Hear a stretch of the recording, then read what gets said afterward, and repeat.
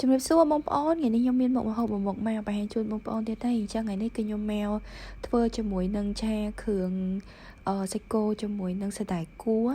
និយាយទៅសម្រាប់មុខម្ហូបមួយមុខនេះគឺងាយស្រួលធ្វើហើយសម្រាប់គ្រឿងខៅវិញក៏អត់សាំញ៉ាំដែរណាបងប្អូនអញ្ចឹងមកមើលពីវិធីធ្វើទាំងអស់គ្នា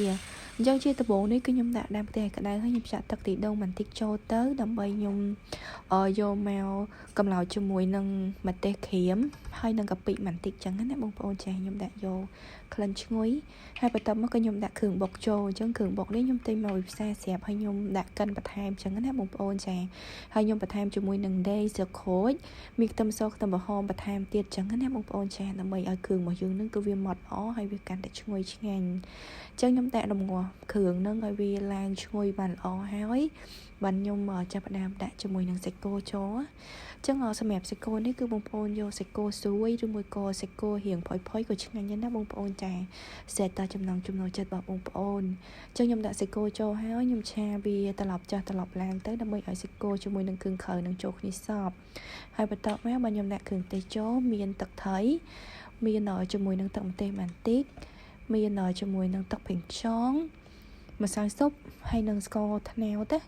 ហើយបងប្អូនដាក់ស្ករសក៏បានដែរដោយសារតែខ្ញុំដាក់ស្ករត្នោតនេះគឺវារៀងជាតិឆ្ងាញ់ជាងស្ករសអញ្ចឹងណាអញ្ចឹងនៅពេលដែលខ្ញុំដាក់គ្រឿងទេសហើយគឺខ្ញុំត្រូវឆាគ្រឿងខៅសាច់អីហ្នឹងគឺចូលគ្នាសព្វអស់ហើយបាទខ្ញុំចាប់ផ្ដើមដាក់ជាមួយនឹងស្តែកគួរចូលអញ្ចឹងសម្រាប់ស្តែកគួរនេះគឺខ្ញុំដាក់រៀងច្រើនដែរអញ្ចឹងណាបងប្អូនចាដោយសារតនៅពេលដែលវាធំទៅគឺវារៀងតិចដែរអញ្ចឹងនៅពេលដែលខ្ញុំដាក់ហើយខ្ញុំឆាវាត្រឡប់ចុះប្រហែលជា 4-5 ត្រឡប់អញ្ចឹងឲ្យវាសព្វបានល្អហើយបាទខ្ញុំចាប់ផ្ដើមចាក់ទឹកទីដូងដែលនៅសល់ចូលហើយសម្រាប់សណ្តែកគួរនេះគឺយើងចម្អិនវារៀងផុយបន្តិចដែរអញ្ចឹងណាបងប្អូនចាយើងកុំទុកវានៅជប់ពេកជប់វាអត់សូវឆ្ងាញ់ទេ